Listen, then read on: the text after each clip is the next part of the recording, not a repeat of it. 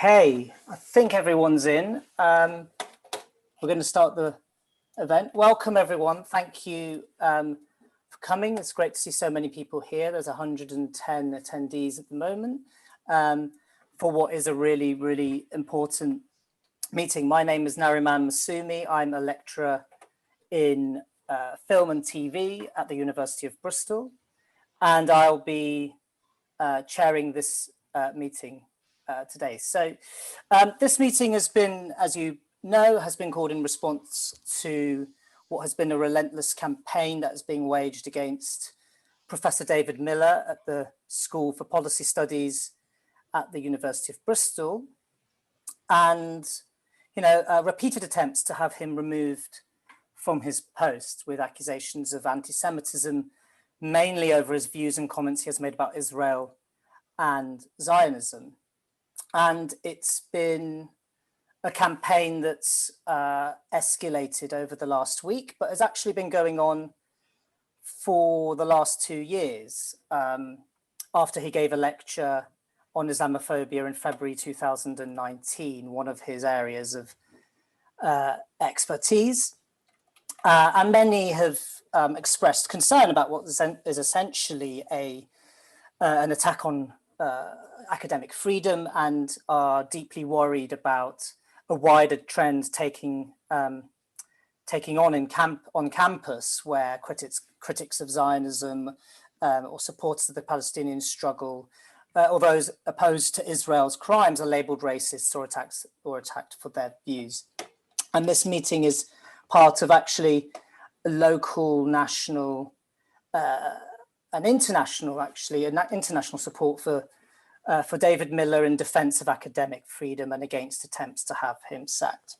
There's been over 250 educators and researchers that have signed an international open letter in support, including the likes of Noam Chomsky and Judith Butler.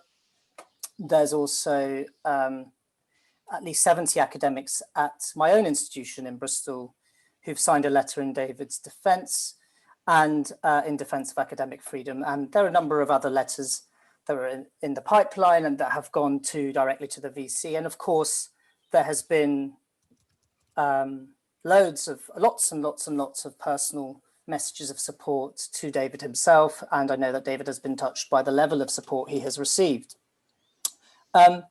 So for this meeting, we're joined by what I think is a fantastic panel of speakers who can elaborate on a lot of these issues in more detail than me. The first is Justin Schlosberg, who is a senior lecturer in film, media and cultural studies at Birkbeck and director of Truth Defence. Lindsey German is a writer and campaigner. Tariq Modood is the director of Centre for the Study of Ethnicity and Citizenship at the University of Bristol. And Harriet Bradley is the Emeritus Professor of Sociology at the University of Bristol. And Tom Mills is author and lecturer in Sociology and Policy at Aston University. So I'm going to in terms of the format of the meeting, I'm going to let the speakers each speak for 10 minutes. I will limit their academic freedom at 10 minutes. And then I will be followed by a short Q&A. You can submit a question or if you'd like through the quick Q&A box, which I can read out, and we'll try to get as many questions in as possible, but there will obviously be a limited time for Q&A. And you can, of course, send any messages of solidarity as well in that box, which I can read out. On that note, I will stop there and I will pass over to Justin Schlosberg, our first speaker. Justin, it's over to you. Thanks, Nariman. Can you hear me okay, first of all? Yep, good. Thank you for having me and for organising this meeting on such an important and urgent issue.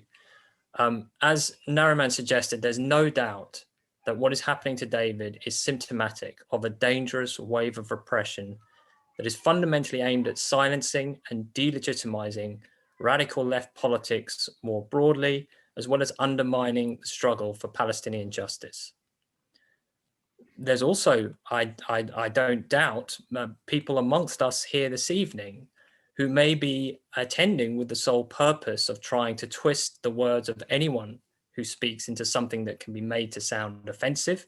So for their benefit, let me make one thing clear at the outset. I don't believe, actually, that concerns raised about some of David's comments can or should be dismissed as part and parcel of the McCarthyite campaign currently being waged against the left. But that doesn't mean there isn't such a campaign which is exploiting those legitimate concerns in a particularly vicious and dangerous variant of McCarthyism. That is why I think this meeting is so important and why I'm so glad to be speaking here today to offer my support and solidarity to David in the same spirit in which I've defended Chris Williamson and others who have faced the full front of that wave of repression. However, and I'm afraid it's a fairly big and maybe uncomfortable however, as with Chris and Jackie and Ken, I not only disagree with some of David's views, but I also think it's important to understand why they may have caused offense. Let's start with a basic truism. Some Zionists are racist. Some expressions of Zionist thought is undeniably racist.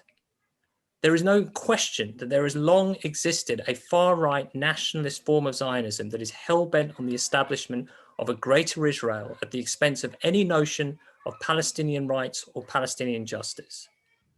Sadly, this particular form of Zionism has gained an ascendancy within the successive Israeli governments and is arguably embedded in the Israeli state as it's been constituted for the last 70-odd years.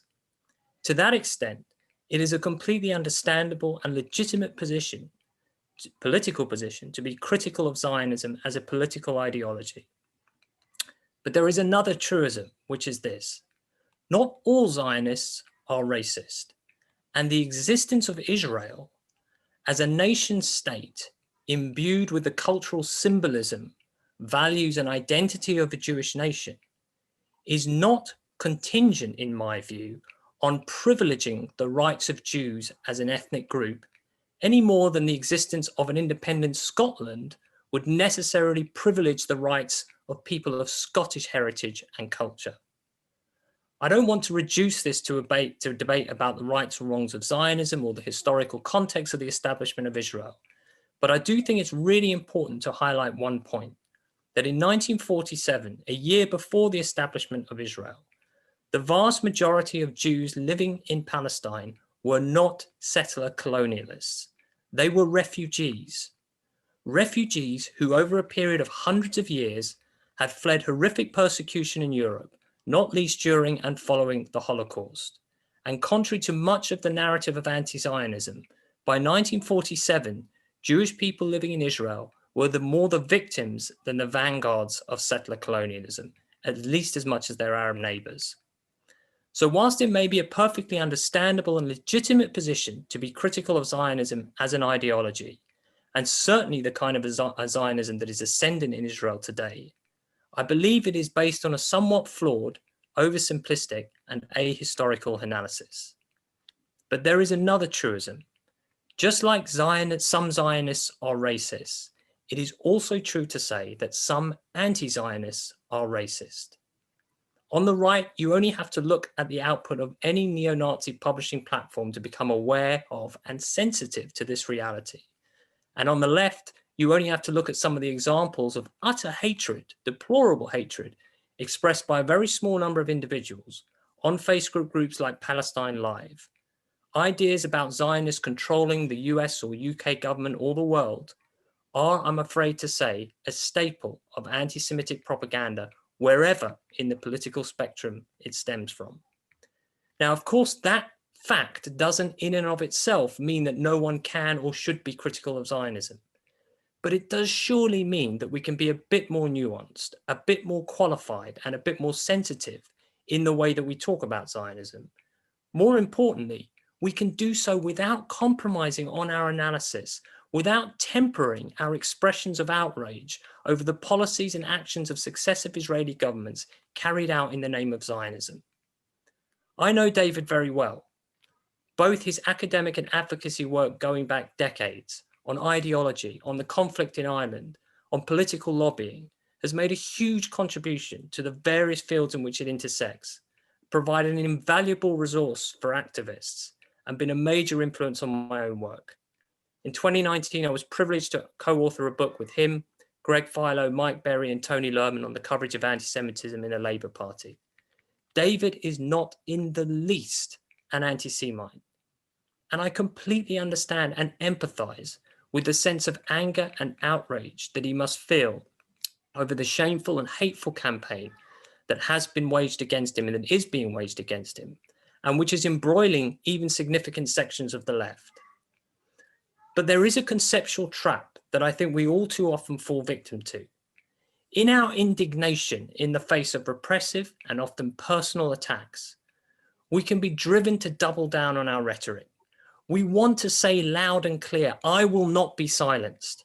I will not be intimidated into silence.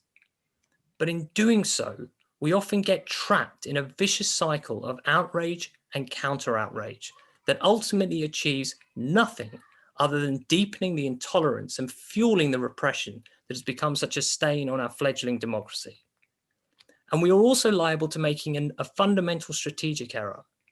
Rather than appealing to the moral mainstream of the public, rather than trying to assuage the fears of those British Jews, who, by the way, are overwhelmingly opposed to the Greater Israel Project, rather than engaging in political education and deliberation, we engage exclusively and thereby legitimize the relatively small number of antagonists and extremists that are trying to silence us. It does not matter whether or not that relatively small number of people claim to represent the mainstream Jewish community, whether they are right-wing agitators in the Labour Party, whether they work on behalf of the Israeli government, or whether they own newspapers or run TV stations. The people we should be trying to talk to are not the producers of propaganda and disinformation, but the people who are exposed to it. And when we make that distinction, we are compelled to shift the tone of our rhetoric. We are compelled to try to understand why the establishment of Israel is, for the majority of Jewish people from all backgrounds, intimately bound up with the collective trauma of the Holocaust. We are compelled to consider why anti-Zionist rhetoric can so easily and often so wrongly be interpreted as anti-Jewish rhetoric. So as well as confronting and rejecting that vicious and repressive campaign with every fibre of our being, I believe it is equally important that we reflect critically on why it is that some people have found some of the comments that David has made offensive. As progressives, as democratic socialists, it is surely our duty to try to arrest that vicious cycle of outrage and counter-outrage. If we don't, who else will? Because the right aren't going to. They don't need to, because the right are in power. They are in power here in Britain. They are in power in Israel. And believe it or not, they are in power in Gaza. I'm afraid you don't have to look deeply into the policies of Hamas to determine just what a reactionary, nationalist and repressive regime it is.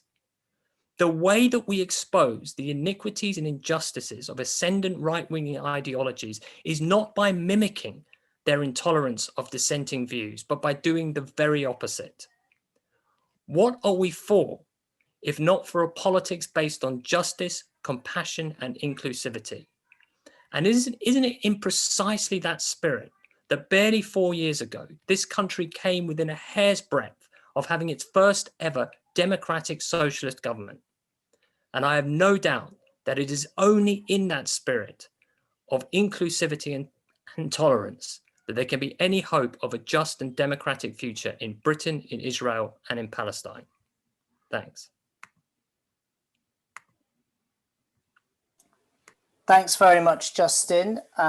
Before I move on to bring Lindsey in, I'm going to read out a solidarity statement from Ken Loach. The filmmaker Ken Loach has also had a sort of similar case recently. This is a message of solidarity with Professor David Miller. Universities depend on the freedom within the law to challenge all ideologies and political movements. Professor Miller is renowned and respected for his rigorous analysis and considered judgments. His voice is important. All are free to challenge his opinions, but none should advocate their suppression. Everyone who cherishes free speech should stand with David Miller. So that's from filmmaker Ken Loach. Lindsey, over to you. Okay, thanks very much, Nariman, and thanks to everybody for coming tonight. This is a very important issue, and one that I hope that we can elaborate our views on. I'd just like to say, firstly, that like Ken Loach, I feel in full solidarity with David Miller. I've known David for many years. I've worked with him occasionally on campaigns and over issues like Islamophobia, and I think that the idea that he is anti-Semitic is simply a false idea. In addition to that, I want to say that it seems to me one of the first questions and the title of the meeting, and one of the first things we need to discuss tonight, is actually this question of academic freedom, because this is becoming more and more of a live issue in politics in Britain today. And as with many questions, it's about particular things, but it's also about much bigger things and much more general things. And I was struck a week or so ago, I took part in a solidarity event for a university in Istanbul in Turkey called the Boğaziçi University, where the rector of the university has just been imposed by the right-wing ruling party on the university and is trying to enforce an abandonment of the kind of freedom of speech that the students have and staff have been trying to maintain. And there have been huge protests, and there have been 200 students arrested and all this kind of thing. Now, people look at these kind of things, and they look at a whole number of other countries where this kind of thing goes on, and they think, well, this couldn't happen in Britain. Here we have democracy, and here we have freedom of speech, and here we have the ability of people to say what they want in universities. But we see in the case of David actually that there is a very unpleasant campaign against him, and it's one which is aimed at removing him from his post. And it seems to me this is exactly the opposite of academic freedom. And although there is a huge amount of talk, if you look at particularly at the right-wing media at the moment, there's a lot of talk about the threats to freedom of speech coming from the left, and the idea that the left is intolerant and doesn't want people to discuss ideas. Actually, the opposite should be true, and I hope the opposite is true, because if you look at actually where the major threats to freedom of speech in universities and in many other institutions have come from, I would put forward two areas, both of which are inextricably connected with government and with establishment politicians. One is the whole prevent agenda, and what that has meant in universities, and what it has meant in terms of people feeling, particularly Muslim community, feeling they're not able to discuss a whole number of issues, but perhaps Palestine is one of the most important. The second is the IHRA definition, and this definition, again, there are many moves to try and impose this on universities and other institutions. To me, this is a mistake. I think it's a flawed definition of anti-Semitism, and I think while absolutely we have to be absolutely clear that we oppose anti-Semitism, we also have to be clear, as Justin has said, about the connections with the Holocaust, which are so live in the consciousness of so many Jewish people and non-Jewish people as well, but particularly, obviously, in the consciousness of Jewish people. We have to be aware of that, but we also have to have an honest account of what we think anti-Semitism is and what we think it isn't. And the idea that we now have the prevent and the IHRA, which the conclusion, if you're found to have transgressed these in any way, is firstly that you can be a dangerous extremist for wanting to campaign over issues like Palestine, and secondly that you can be accused of anti-Semitism for criticizing what Israel has done, or the existence of Israel, or any of those sorts of things. It seems to me this is something which has led not to the freedom to speak out, but actually a restriction on people's freedom to speak out. And there are many reasons why this has happened, but I think we have to be honest about the situation in Britain. We've had a very, very big Palestine solidarity movement in the widest sense, going back now, what, 2 decades. That people often forget that the huge anti-war demonstration against the Iraq War in 2003 also was a demonstration for freedom for Palestine. That was its second slogan. In 2009, when we had the bombing of Gaza, we had a huge movement which grew up as a result of the revulsion that people felt at what was going on with the bombing of Gaza. And the strength of that movement continued. We had protests again in 2014, and we've got a large number of people in this country who are committed to these ideas. And it seems to me that one of the things that has happened since then is there has been an attempt to roll this back. It was called sometimes in a hostile way a red-green alliance, an alliance between socialists and the Muslim community. But it was definitely the aim of people like Mark Regev, who became the Israeli ambassador in London, definitely the aim was to try to roll that back. And I think we need to be aware of this wider agenda when we're looking at it. And it seems to me when we're talking about criticizing Israel, there are many criticisms that people make. Some people feel that some of the criticisms aren't appropriate. Some people feel that there shouldn't be criticisms of Israel because of the history and because of the particular situation.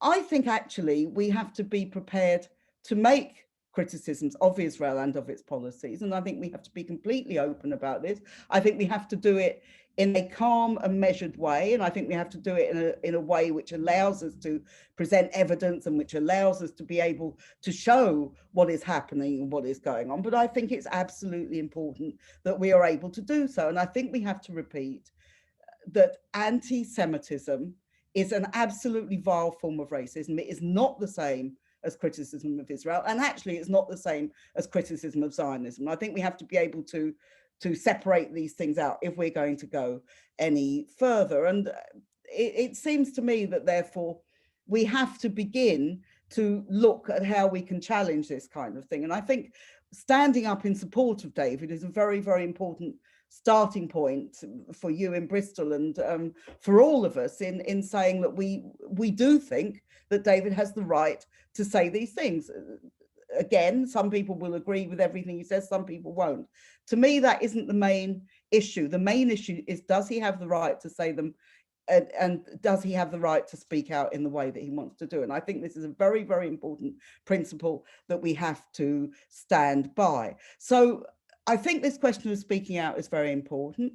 I think we have to campaign against the consequences of both the Prevent legislation and the adoption of the IHRA definition, which I think was a mistake by the Labour Party. And I think it's caused all sorts of problems inside the Labour Party. And we also have to say, particularly with Prevent, that this is one side of the Islamophobia, which is so rife in British society, not just in British society, but which is so rife in society today. So for me, speaking out on these questions is very important, showing solidarity with those under attack, as David is at the moment, and Ken Loach has been in recent weeks, as people will be aware, and many other people have been under attack in this kind of way. I think it is unacceptable for people to be witch hunted in this way, for saying what they think is true and for debating and arguing politics which should be acceptable and should be able to be debated. And perhaps the final thing I'd like to say is I'm a member of the UCU, as I'm sure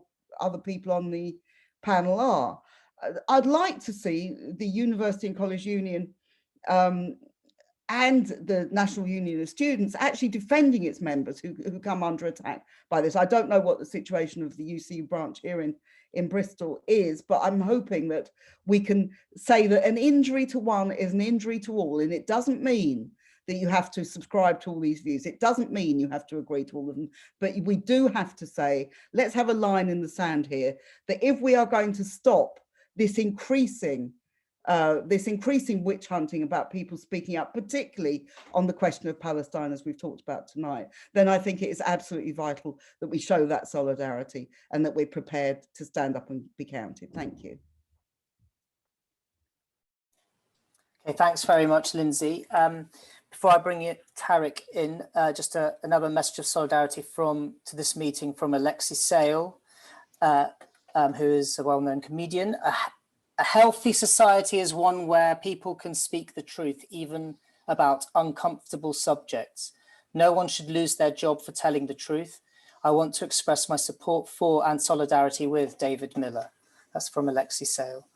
Tariq, it's over to you. Thank you. Academic freedom can never be taken for granted and seems to be coming under increasing strain, and this applies to the University of Bristol. The government, as Lindsey's just said, is one source of this. The duty created under Prevent, as it applied to universities, has put pressure on Muslim students and staff and others. The IHRA definition of anti-Semitism, with some of its examples mixing up anti-Zionism and anti-Israel with anti-Semitism, is most relevant. The recent creation of a free speech champion and the politics that goes with it is potentially troubling. At Bristol, I've been involved in the defense of Rebecca Gould, that I'm sure some of you have heard of and actually remember the affair. She too was accused by some students at the university of anti-Semitism, and there were calls, not so much from the students, but from the outside organizations that jumped in, like the Campaign Against Anti-Semitism, for her dismissal. Subsequently, and perhaps unrelatedly, she left this university for another one, the University of Birmingham. I've had to defend myself and my research center from pressure to disinvite Professor Eric Kaufmann from giving a research seminar, including a research center writing to the Vice Chancellor, asking him to prevent the seminar from going ahead. Turning to this specific case of David Miller, of course, we have again all these accusations of anti-Semitism and calls for him to lose his job. They're not new, and as has been said, they started in 2019. I think the empirical research that David is doing is not anti-Semitic and is valuable for hunting down evidence that displays the linkages between various organizations and funders in this country, the US, and Israel that are not just promoting their own views. Of course, they have a right to do that, but they're having the effect of making it difficult for people in this country, including academics, to speak up, organize conferences, etc., for the opposite view, specifically for the Palestinian cause, without incurring the charge of anti-Semitism and therefore putting one's reputation and career at risk. In this respect, the work that David is doing is deeply egalitarian. I'll make one more point, a very important one, I think. And that is, I think there's a distinction between freedom of inquiry and freedom of expression. I personally place freedom of inquiry or academic freedom above freedom of expression. The distinction between them is that inquiry relates to issues such as discovering and weighing up evidence, attending to intellectual objections, and so on.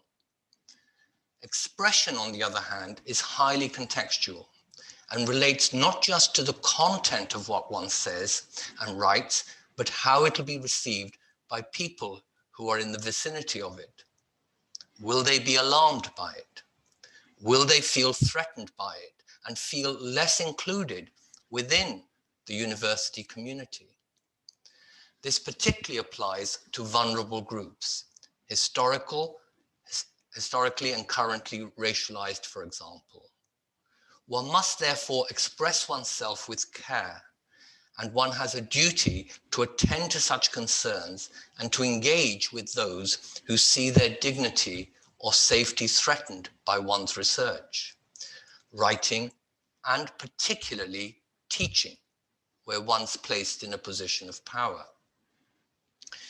This is often not going to be easy, but it is something that egalitarians must be committed to.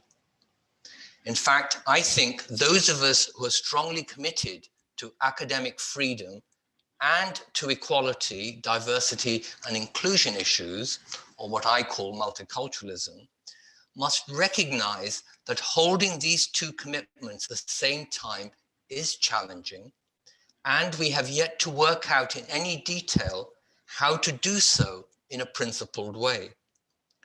This is a pressing challenge that we cannot pass by, and it'll be easier to face it together in a spirit of cooperative enterprise rather than within polarized camps where we nurse our own injuries but are inattentive to those of others. Thanks. Okay, thanks very much, Tariq. I'm going to, before I bring you in, Harriet, I'm just going to read another message from someone in the meeting. Solidarity from Rob Ferguson, Steering Committee Free Speech on Israel and author of Anti-Semitism, the Far Right, Zionism and the Left. I have shared some platforms with David Miller on Islamophobia and Prevent. David has made a crucial contribution to challenging the casting of Muslims as a suspect community. The campaign against David can only sow division and threaten defense of free speech and opposition to attempts by the state to silence opposition to state policies. Okay, so Harriet.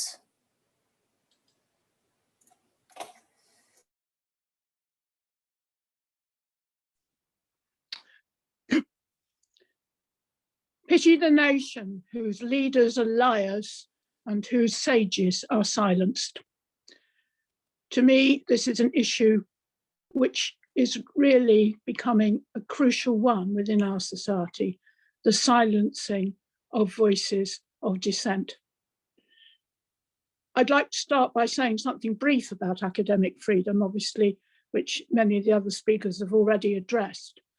But I need to say something because I think it's so important and central to this case, as Ken Loach said in his message. In my view, the two main functions of the university are firstly to teach young people how to think critically, and secondly, to seek knowledge and truth through the appliance of reason and evidence. Free speech and academic freedom to research are absolutely central to this. And as Tariq has shown us, they have been under attack for some while.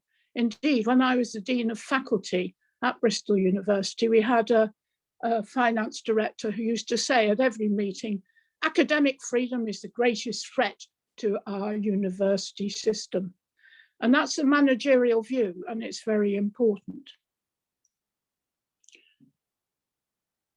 And I think it's particularly important at this sort of conjuncture in our societies, both here and across the globe, where we see the rise of the culture of fake news, illiberal and far-right ideologies, disinformation, and a lot of unpleasant behaviour on social media.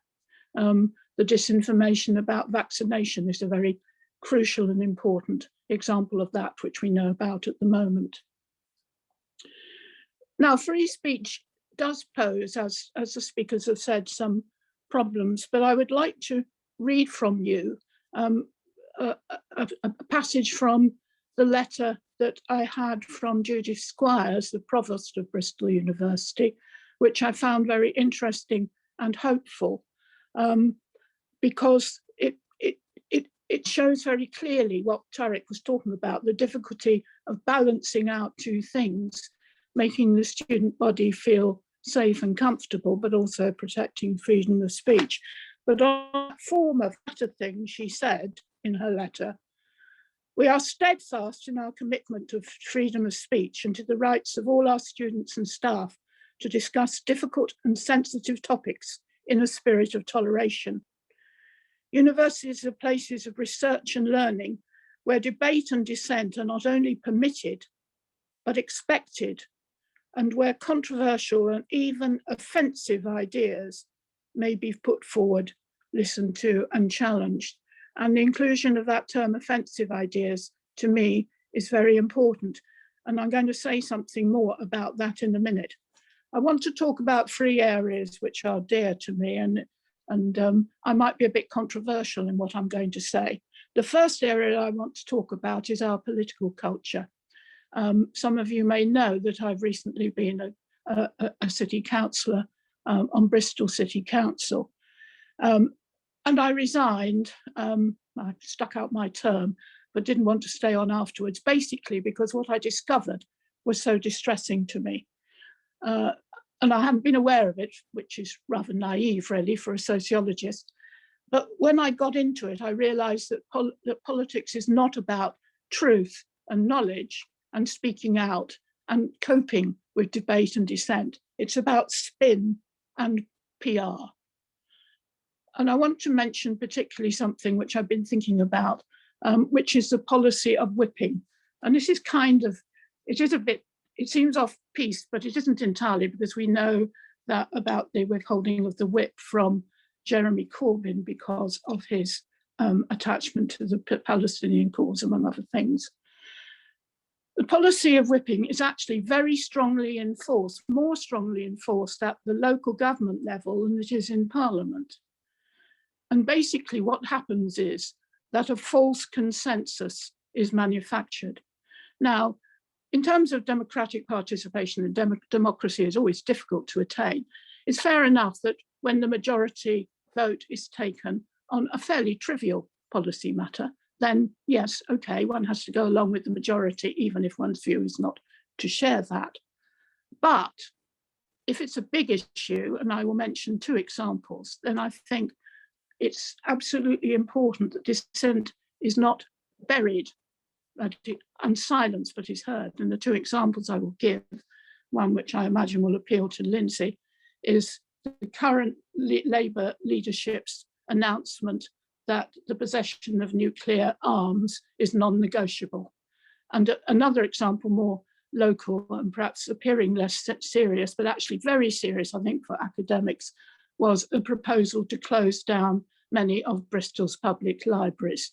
In such cases, dissent is very important and it needs to be seen by people, not suppressed.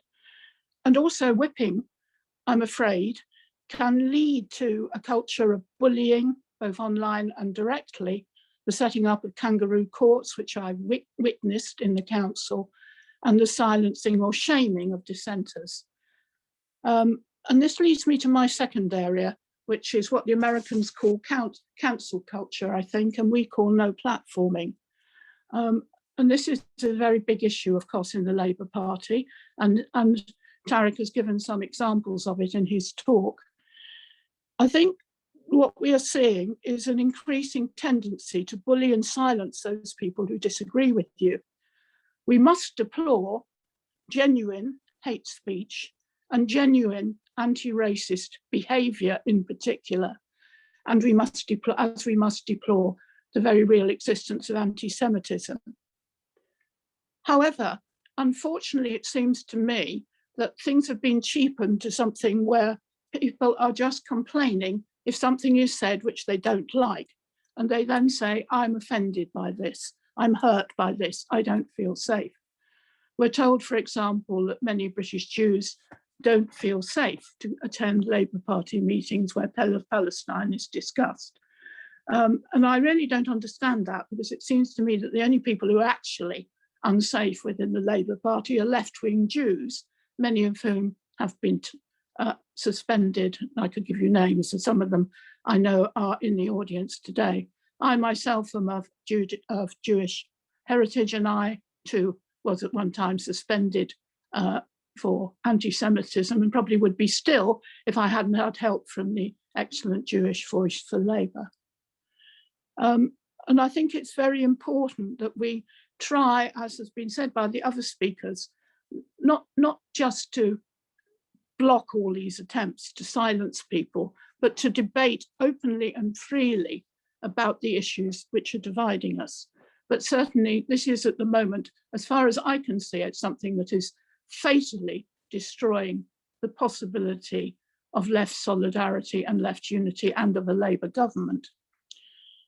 And the final thing, I just want to say a bit about Palestine, the taboo subject. It's something that I've become increasingly concerned about.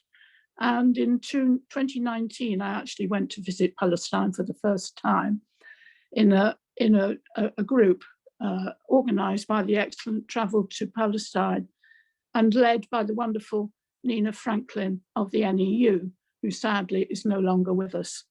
And I would say also that the UCU has always stood very firmly on Palestine rights, and that's something I applaud my union for. Having been there, though, it's different from hearing people talking about it. And I have no doubt now to say quite firmly that this is an apartheid state. It's typified at the moment in particular, things have heated up. The illegal seizure of property, demolition of Palestinian buildings, checkpoints all over the place and army patrols. You're never far away from a gun in Palestine. And particularly, I think the most shocking thing to me is the killing, abuse and torture of children. Now, I don't talk about Zionism because I find it quite a difficult project. I talk always about the Israeli state and the Israeli army, because these are the people who are perpetrating what I consider to be crimes, and what increasingly the United Nations is also stating to be war crimes, and particularly some of the recent issues with regard to demolition, making many Palestinians, including many children, homeless. All this, I think, is a very tricky area, but it's really, really important that we're not silenced by it. And certainly within the Labour Party, there has been a real attempt to stop us talking about Palestine. For example, a colleague in another city was the officers of her branch were suspended because they brought a motion of solidarity to Palestine. And that is ridiculous, given that at the last Labour conference, we actually voted to support Palestine, and that should be official Labour Party policy. And yet we're told not to talk about it, presumably on the grounds that, again, it offends some people. And I'd like to sort of close in a way by saying, you know, I go back to this little tag I learned as a child: sticks and stones can break my bones, but naughty words won't hurt me. Well, we should avoid naughty words. We should be polite. We should be considerate. But still, words are very different from killings and destruction. I applaud David as one of those who refuses to be silenced. His work on Islamophobia, which I consider to be the most current prevalent form of racism in our society, is crucial and important, and it's very important, as Tariq would also say, I'm sure, to go on talking about this as a scourge on our society and on inclusivity. And we need to talk about these things, these difficult and sensitive issues, as Judith Squire said in her letter.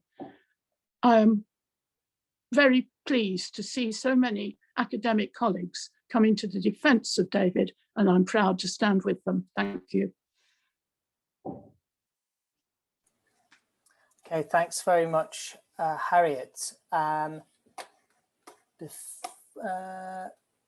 I'm going to bring you in immediately. Okay, thanks very much, and thanks to the other speakers and to those who organised the meeting. I'm glad to be here and to be able to speak about these issues. I mean, I'm conscious that there's a lot that needs to be covered, and inevitably we all have to focus on particular areas and particular concerns. So I'm going to lay out, well, others have already laid out a lot of the central issues, and so I think I can be relatively brief in trying to draw attention to particular aspects. So I want to make some remarks on the specifics of the current case, i.e. that is to say the disgraceful political campaign against David, with the aim of which is to have him removed from his post, to have him sacked. But then I'd like to offer some more general reflections and points about the importance of academic freedom. And this is really the main point that I want to emphasize, and it's a point that's been made by others already. I want to explain why I think this is really important, why this is the core issue that we face. And I want to suggest that some fundamental principle, this is a fundamental principle that we shouldn't allow to be weakened.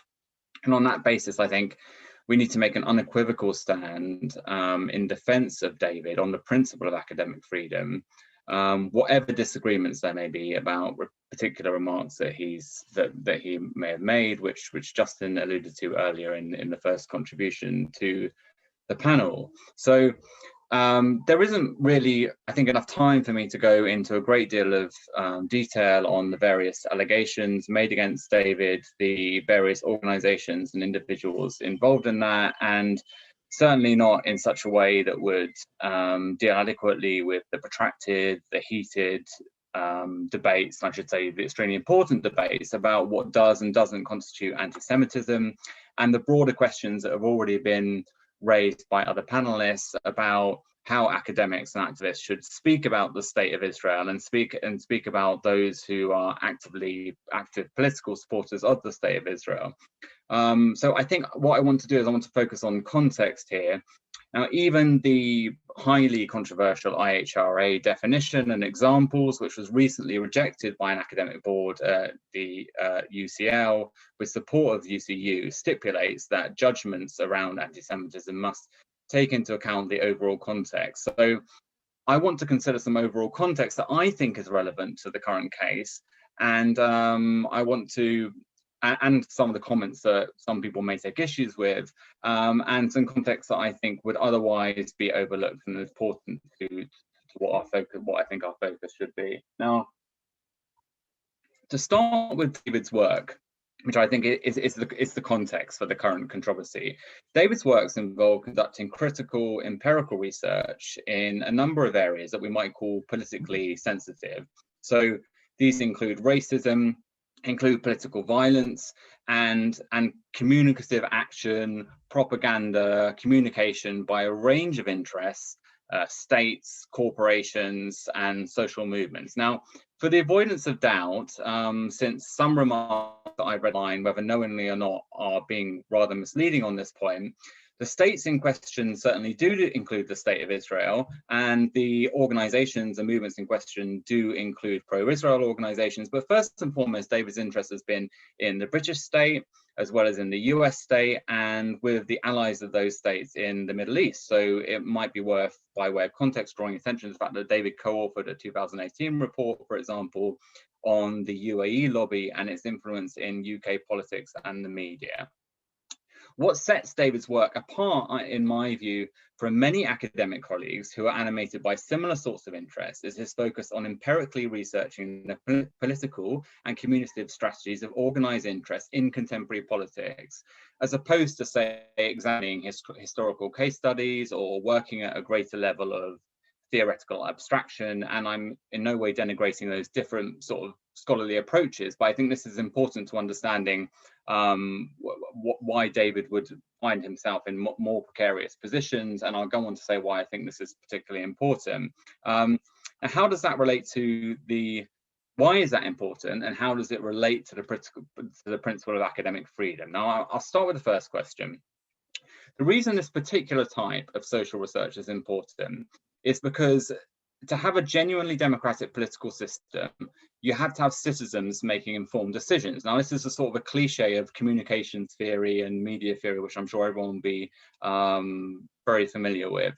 Citizens need to be able to understand political and policy arguments. They need to understand the range of disagreements, the range of views in society in order to make informed choices. I mean, that's the basic fundamental principle of democracy. And that is why education is so important in general.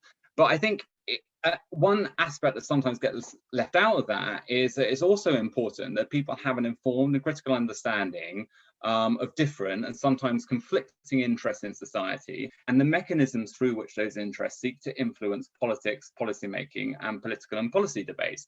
So this is why questions of communication and propaganda become particularly important. Now, often we've had debates around this to do with things like fake news, but David's for years been researching misinformation and disinformation, which largely comes not from the political margins, but from states and politicians. Now, understanding that process and having a critical insight into how policy making operates and how power operates in society is crucial for us to make collective political decisions. And the fact that, and this fact basically is why transparency is so important in politics and policy making. It's the reason why politicians have to declare their sources of funding. It's why politicians have to declare their meeting with outside interests, and so on and so on.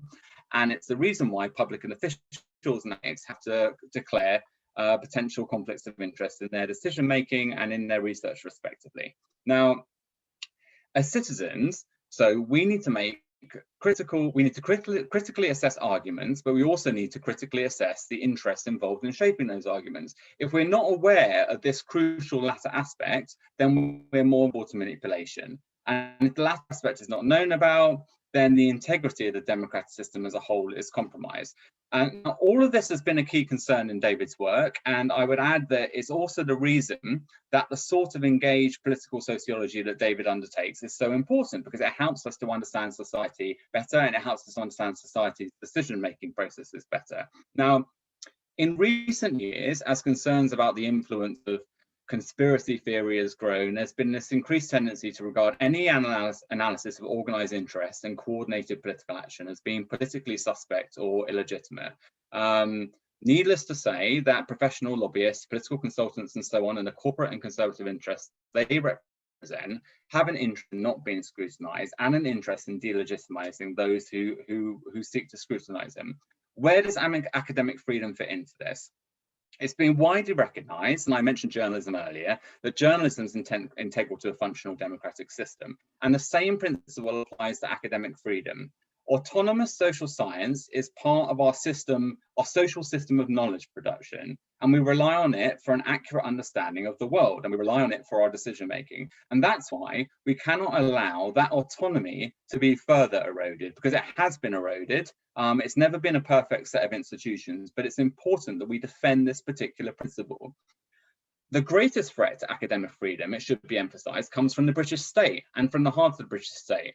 Now, alongside the state, though, there are conservative social movements and organizations that sometimes act independently and often in concert with the state and in concert with the media system as well. If there's a serious cost or risk involved in researching and critically discussing these kinds of interests in society, these movements and these organizations, then there will be serious gaps in our collective understanding of how society functions. So scientific academic knowledge becomes weakened, and so does our collective democratic capacities to understand the world in which we're operating and to understand our capacity to act as citizens. And this is doubly the case when it comes to these kinds of interests, because if those interests that are best able to intimidate or demand particular kinds of outcomes, to put pressure on universities, to put pressure on researchers, those are also likely to be the same interests which are able to shape the policy making process and able to shape the different outcomes in society. So that's why I think academic freedom is such a core principle which we need to stand by. It's not just about researchers being able to find out about the world. It's not just about David's research being defended on principle and David being defended on principle. It actually relates to much broader democratic principles, and we can't allow single cases for this to be eroded. Now, that doesn't mean we can't have conversations and disagreements about particular piece of work, particular comments that are made, and all the rest of it. The simple principle is this: should external organizations be in a position to be able to demand that an academic is removed from their post for a comment which they disapprove of? The answer to that has to be no, and we have to be able to stand by this fundamental principle. Thanks. Thanks very much, Tom, and right on time. I'm gonna pose some questions for the panelists to respond to. By all means, you may have things that you want to respond to what the other panelists have said as well. So you're free to do that. The first one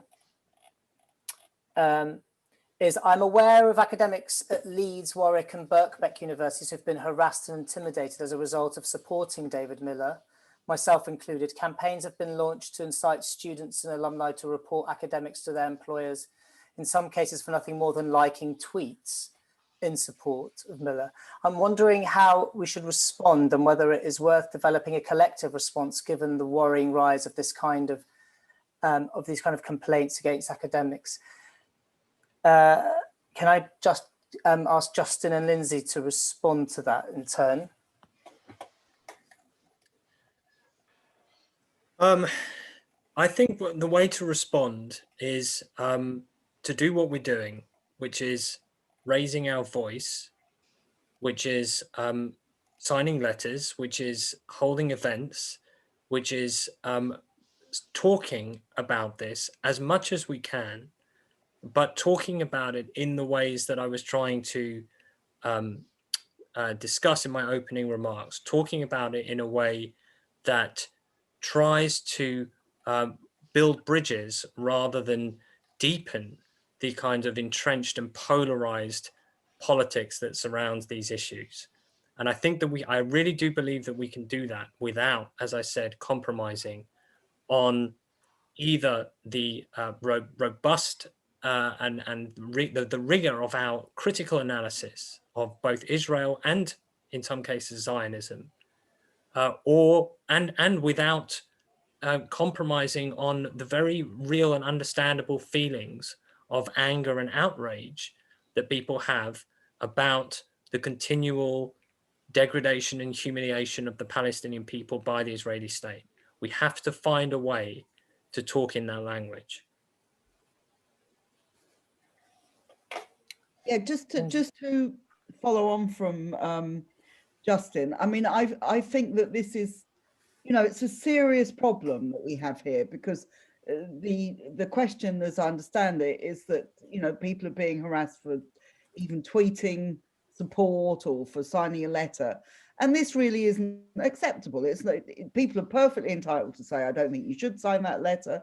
I don't agree with you about the letter. That's perfectly okay, but it isn't okay for people to feel that they're under threat of their jobs or they're under threat in any other way about these things. So I think the best response to this is always a collective response and a political response. So you have to do the two things. And the collective response, as I said earlier, I think we've got a trade union. I think we need to make sure that the trade union is clear on these issues and is in support of the issues. And as I think Harriet said earlier, that actually the UCU has long had a good position in support of the Palestinians, but also this has to be about the right of academics to say these things and not feel that they're under threat with those kind of things. The same I would like to see with the National Union of Students as well.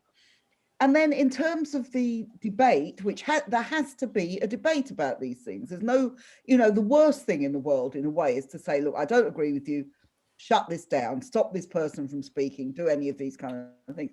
There have to be proper debates. They have to be conducted in a civilized and sensible way, but they have to be debates where people put the different points of view and then people decide for themselves. We built a mass campaign in solidarity with the Palestinians by actually demonstrating time and again what was going on and what was happening and what the issues were. And Harriet described her own experience of going to Palestine and seeing these things. So it seems to me that is the way that we have to do it. But I think we have to be quite implacable about our defense and solidarity with the people who are under attack.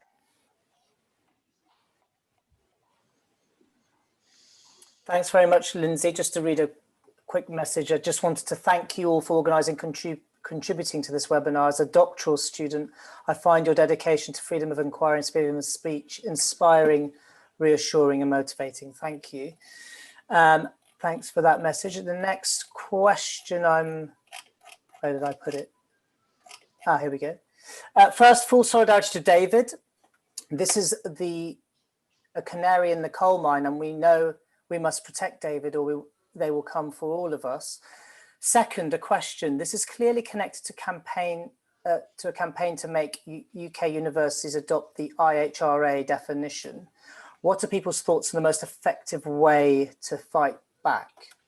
I'll direct that to Tom and Tariq.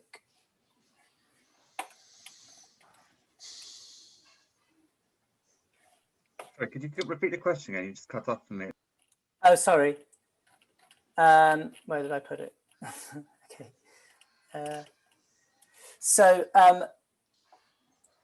Second question. This is clearly connected to a campaign to make UK universities adopt the IHRA definition.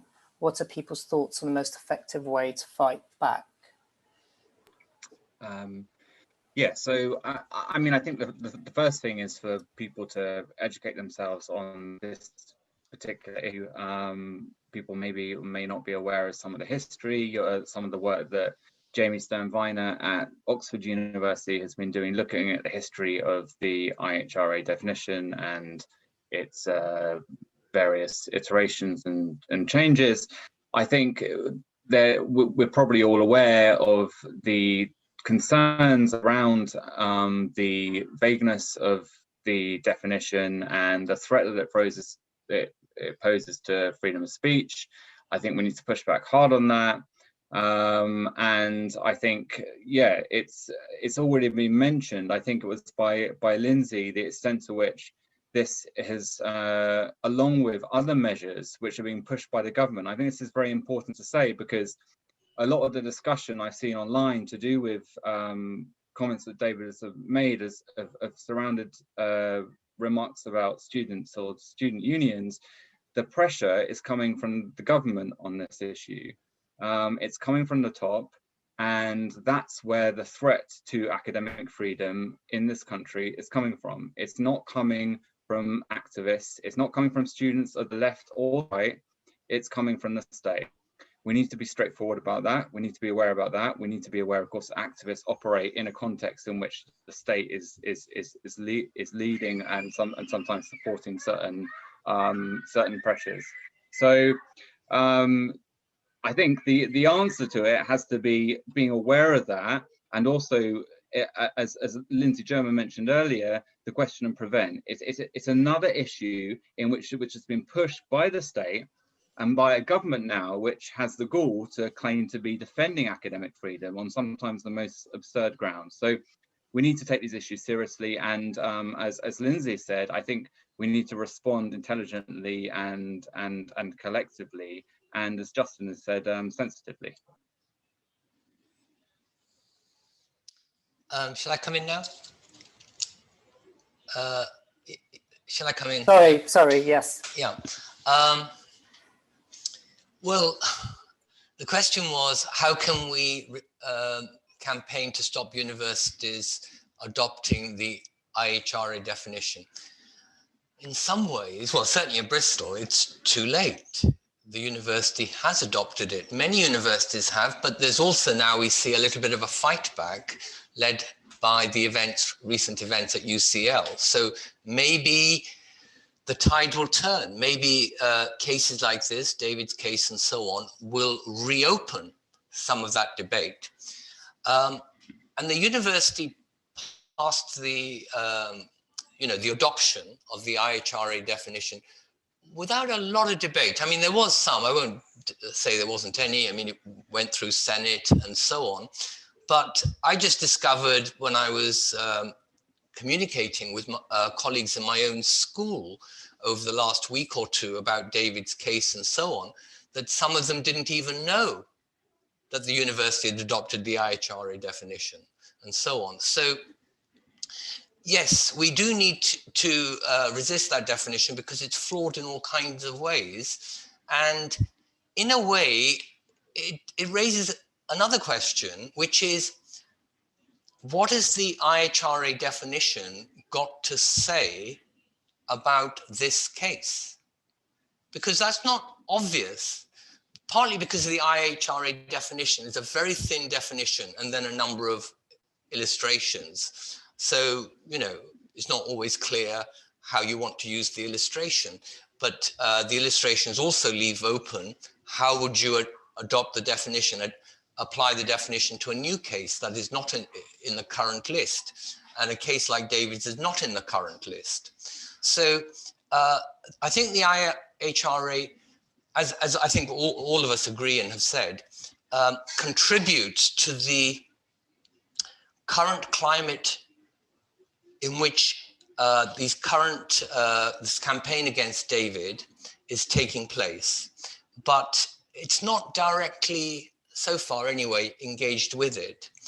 But perhaps I'd also like to qualify something that Tom just said when he said, all the pressure is coming from the government, that's the only real threat to academic freedom.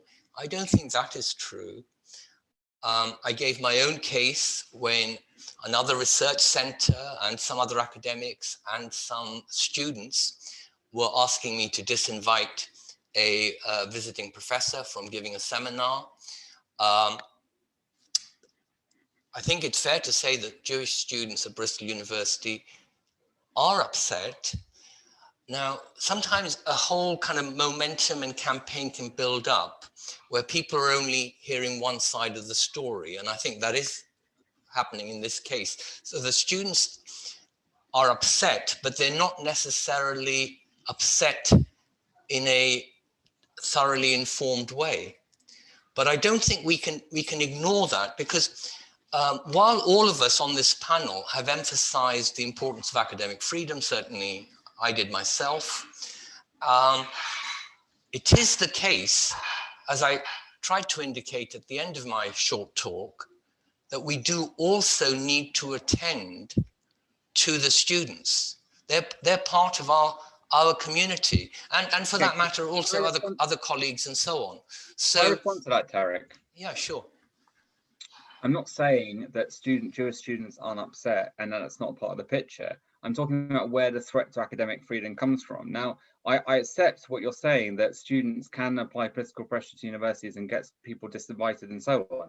There's a difference between not holding an academic seminar, which may be a certain threat to academic freedom, and a researcher being removed from their post. Now, I think that, so that's one thing.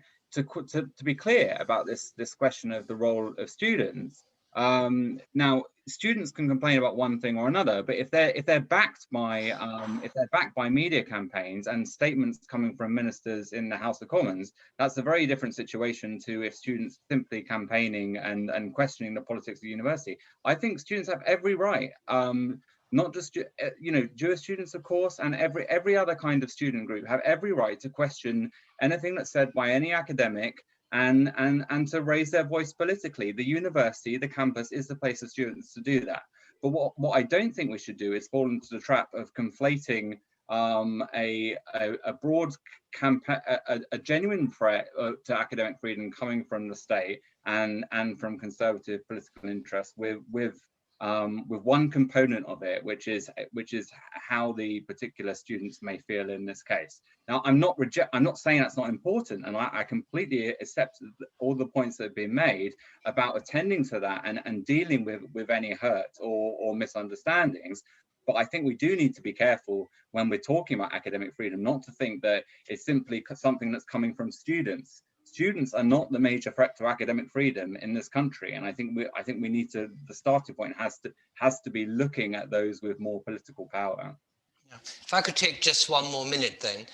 Well, I didn't say they were the major threat, but in this case, they are very important, because the people who've come in from outside the university, and that includes academics, not just the government. I mean, as we know, a letter has been signed by over 300 academics, including some very distinguished scholars of anti-Semitism, Jewish studies, but it's, thoroughly interdisciplinary. I mean, the sciences as well as social sciences and humanities and so on. So if you like, the academy is divided on this issue. It's not like the government versus the academics or student versus the academics.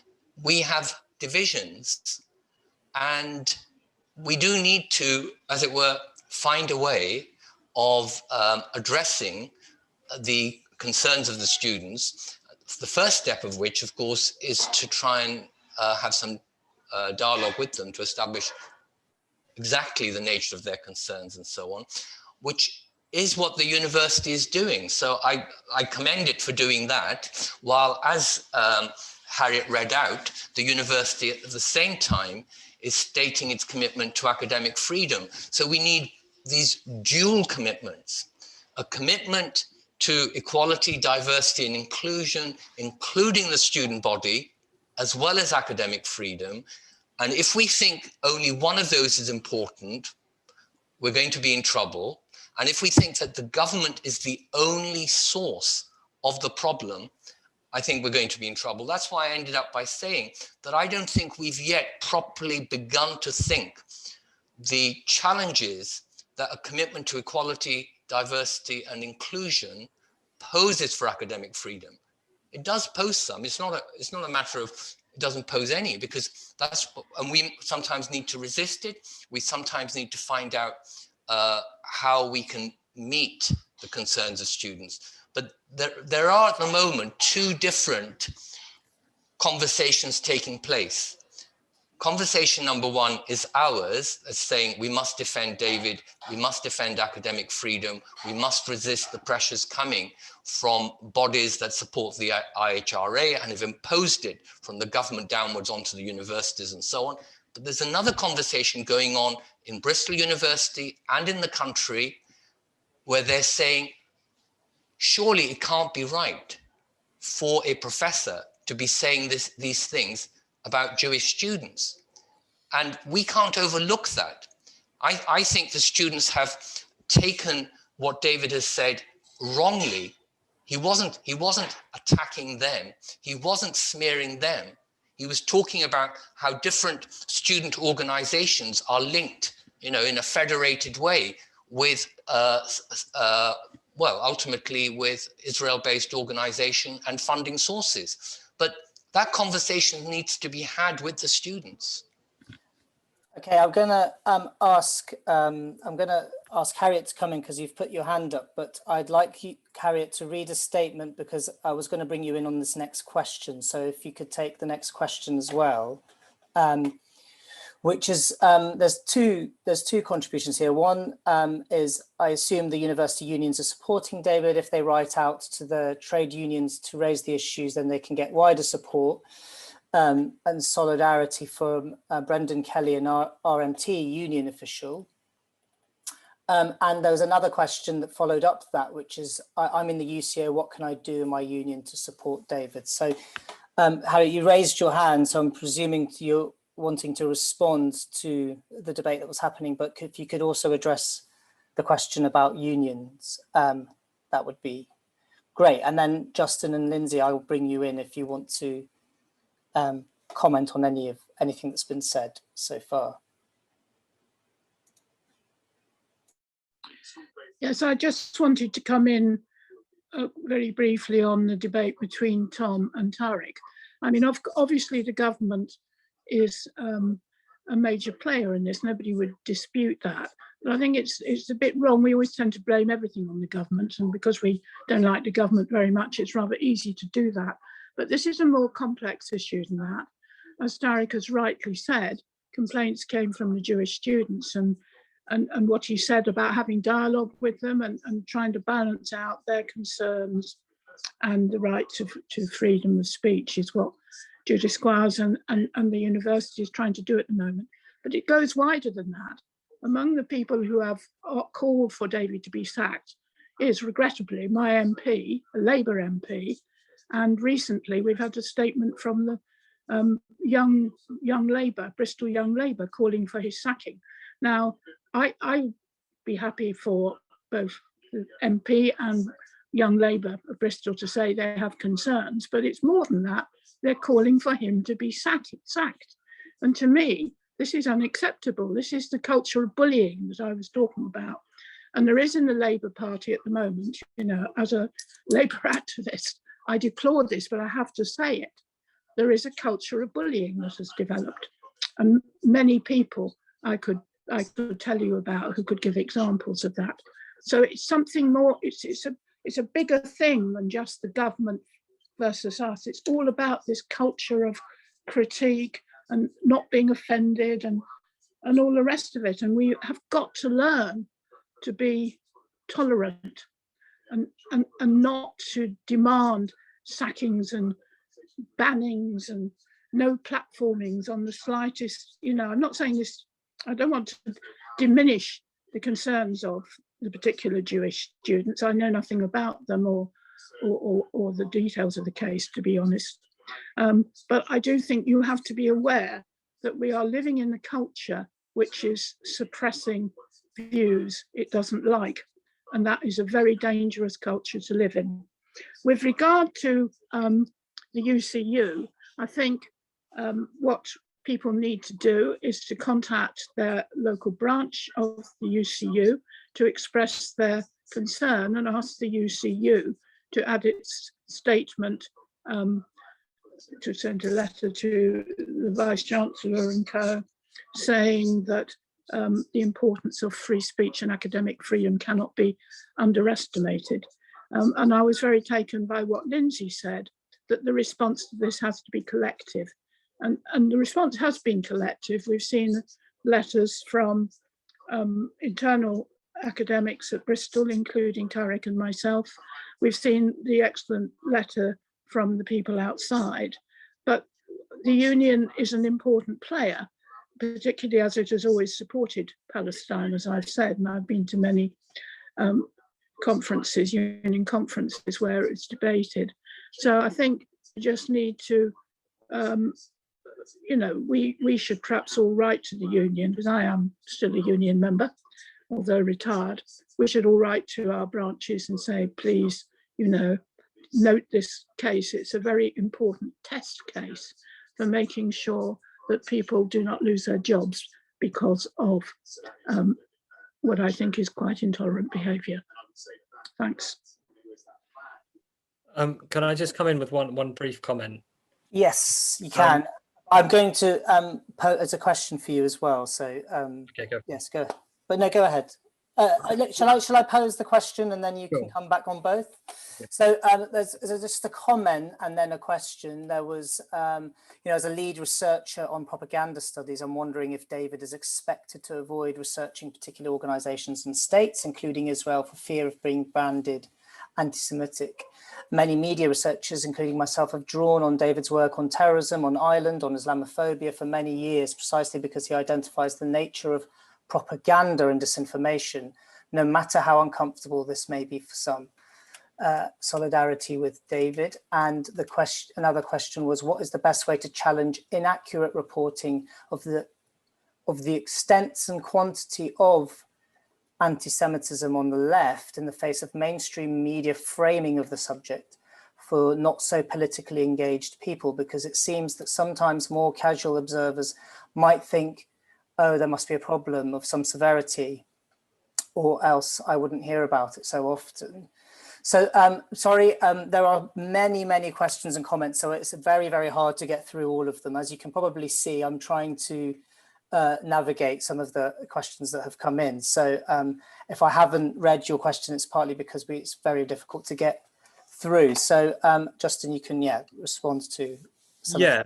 Well, on the point of the chilling effect of all of this on academic research, I think that is very real, and I think it's very palpable. Just as I think that there is a chilling effect, a similar chilling effect that impacts on journalists and indeed all people in public life, and that's exactly what has to be resisted, and you can see it take hold very easily. In the way in which anti-Semitism has been exploited and used as a political football in this country for the last 5 or so years is insidious. It is dangerous. It trivializes and even normalizes certain actual expressions of anti-Semitism and anti-Semitic discourse.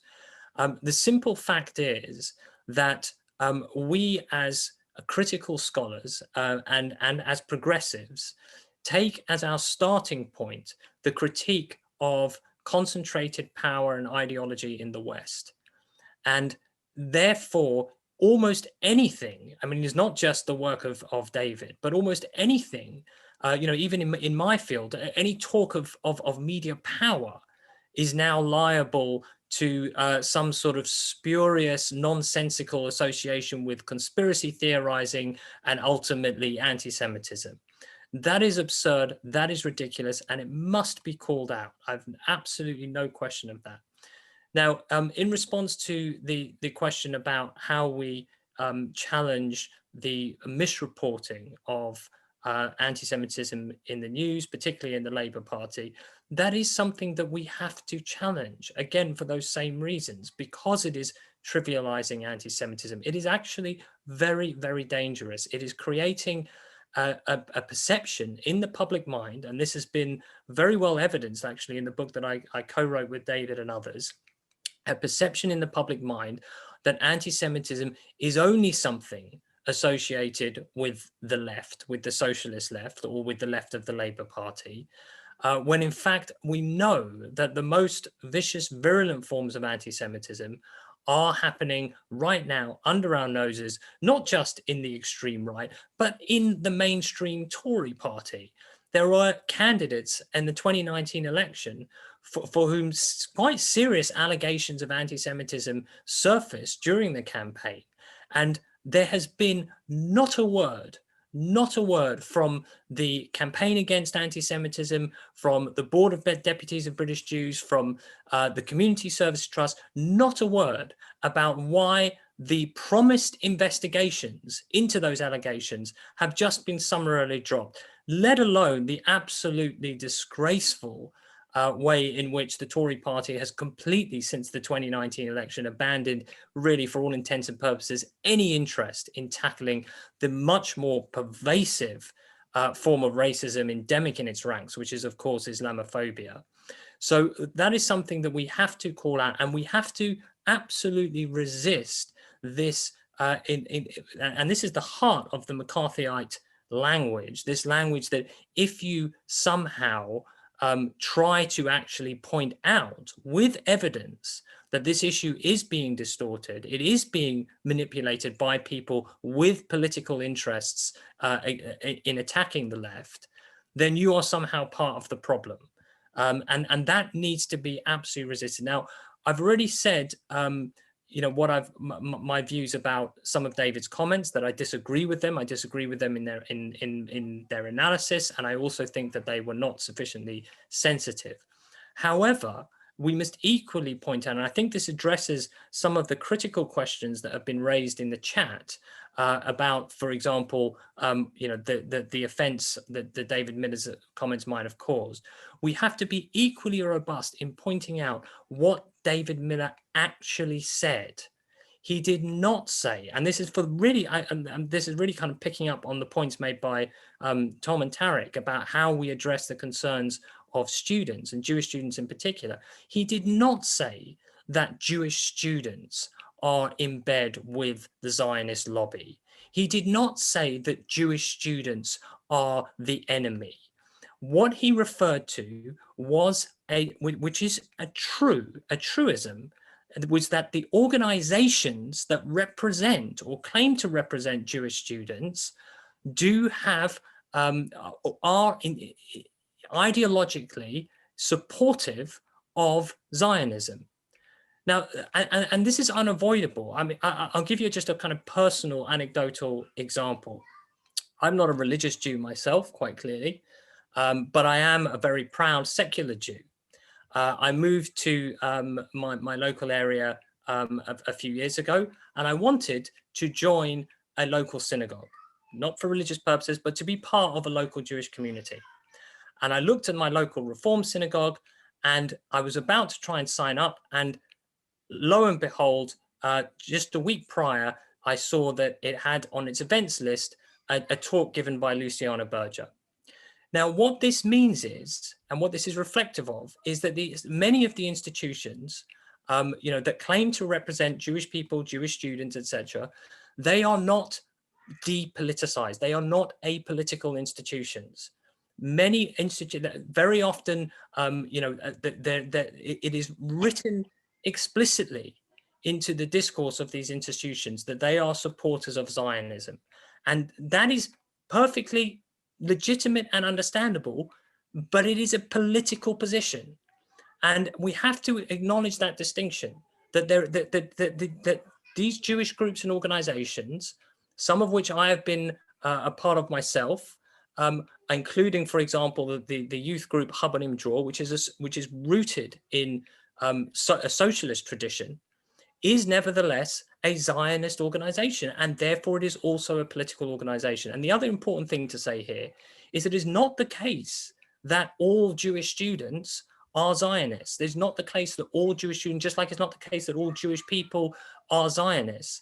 It may be the case that the majority of Jewish students in Bristol are Zionists, and maybe the majority of Jewish students on campuses in Britain. But since when do we completely disregard and dismiss the views of other students on the basis that they're simply a minority within a minority? And their voices also need to be heard, and not just caught within this brush of, well, all Jewish students would have been offended and hurt by David Miller's views. Some would have, many would have, understandably and legitimately, but we have to all be clear about what he actually said. Okay, thanks, Justin. Lindsey, I'm going to bring you in last, I'm afraid, because we are at 7:30 and that's when we are planning to end the meeting. And so if you could be as short as you can be. Well, I'll just make one very quick point, which is really to back up the point that Tom was making, not to say that this is all driven by government or all driven by the establishment, but and obviously not to say there aren't huge concerns and differences of opinion on this. Obviously, it's an extremely important issue and it's an extremely divisive issue. I don't think anybody would disagree with that particular point. But you've got to think about the effect of having a government behind a policy that is going through and what difference that makes. Look at what it does with Prevent.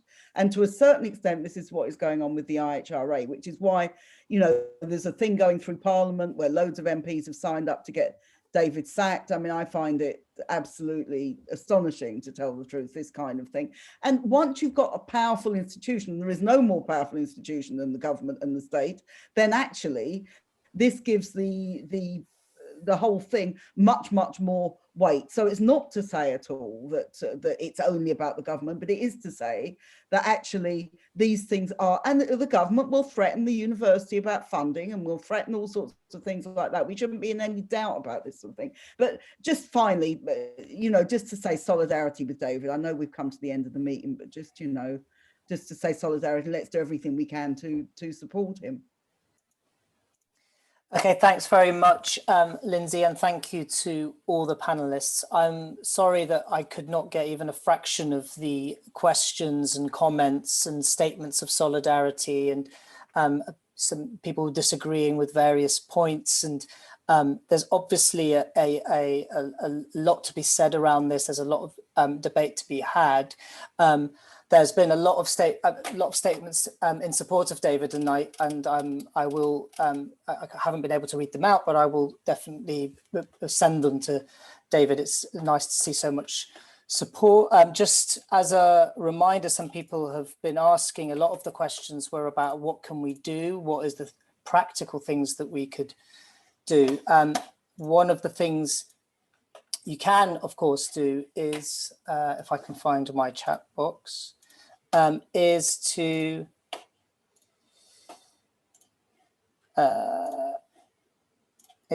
sign the two letters that have been the international letter, and if you're a Bristol University academic, you can or staff, you can sign the Bristol letter, but there is an international open letter as well. So, and you can distribute those. So those are sort of practical things you can do. And, you know, as Harriet said, you can also take it up with your local union branch as well, and any other colleagues that want to help support, David against, against the attempts to remove him from his post. Thanks again to our panelists again. I think it was a very interesting discussion, and thank you for all for attending. I think there were in total, at one point there was, I think, about 150, 160 attendees. So that was a really good turnout, and it shows how important this issue is. And I think we'll have to end the meeting there, I'm afraid. Thanks very much. Thanks, Nariman. Thanks all. Thanks, everyone.